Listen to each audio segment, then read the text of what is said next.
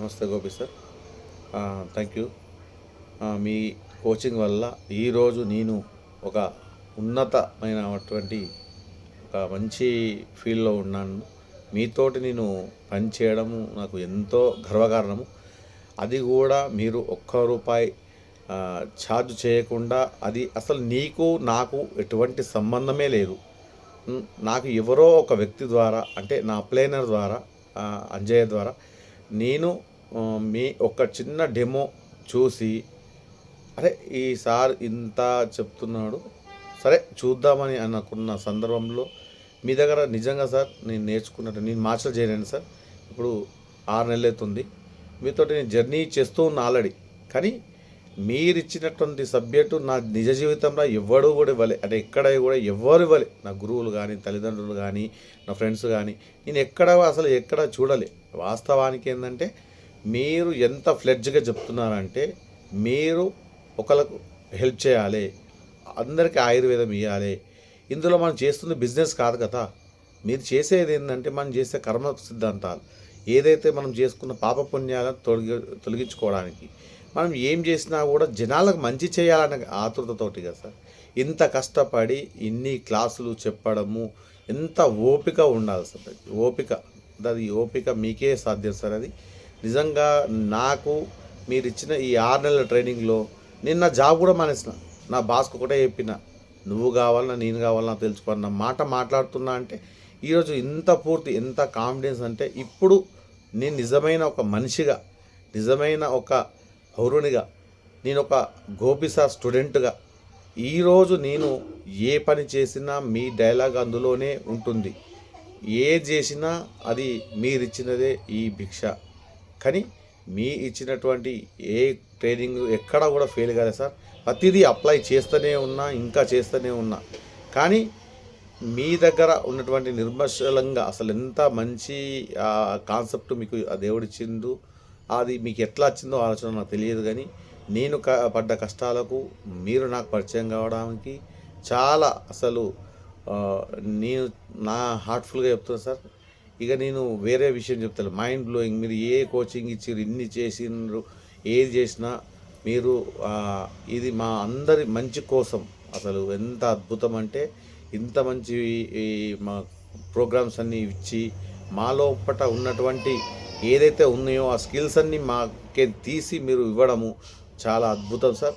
ఇది మిరాకిల్. అసలు నేను అయితే మీ కోచింగ్ ద్వారా ఇప్పటికైతే ఏ వ్యక్తి అయినా సరే, ఎదుటి వ్యక్తిని నేను కూర్చోబెట్టి మాట్లాడితే వాడికి మీరు ఎట్లా మాట్లాడతారో నేను అంతా పూర్తి ట్రైనింగ్ చేశారు సార్. నన్ను నిజంగా ఒక్కొక్క వ్యక్తిని నేను ఏ విధంగా డీల్ చేస్తున్నా అనేది గ్రౌండ్ వర్క్ మొన్ననే చాలా చేస్తాను సార్. నా జాబ్ రిజైన్ చేయడం జరిగింది.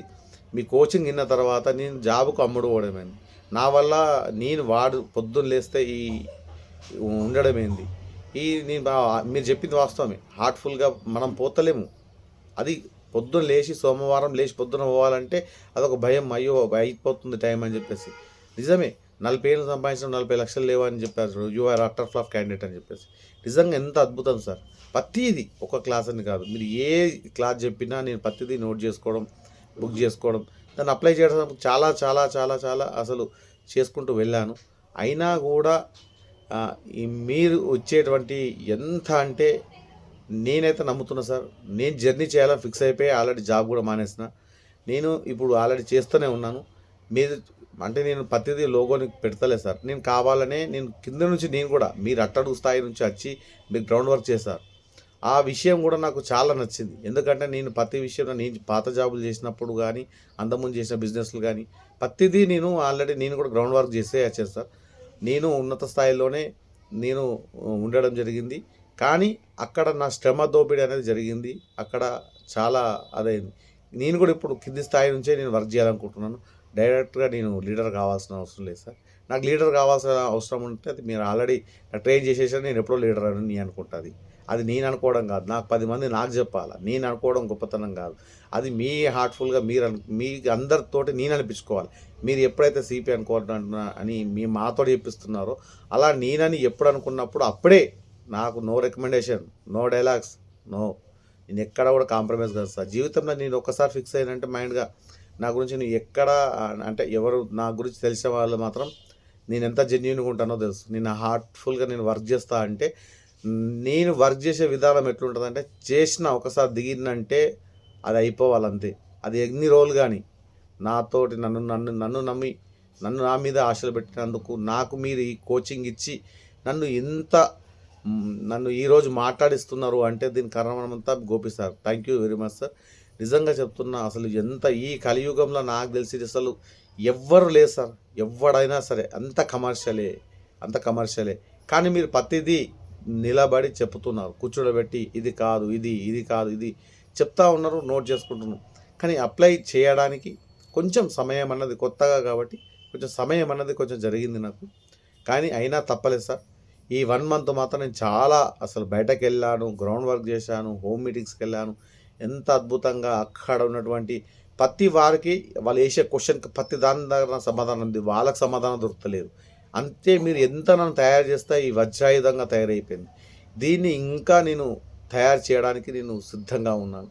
కానీ మిరాకిల్ సార్, నిజంగా చెప్తున్నాను, ఎవడైనా సరే వాడు నాతో మాట్లాడుతుండు అంటే మీరు మీతో మాట్లాడినట్టే, వాడు నా ముందర కూర్చున్నాడు అంటే వాడు నీ ముందర కూర్చున్నట్టే.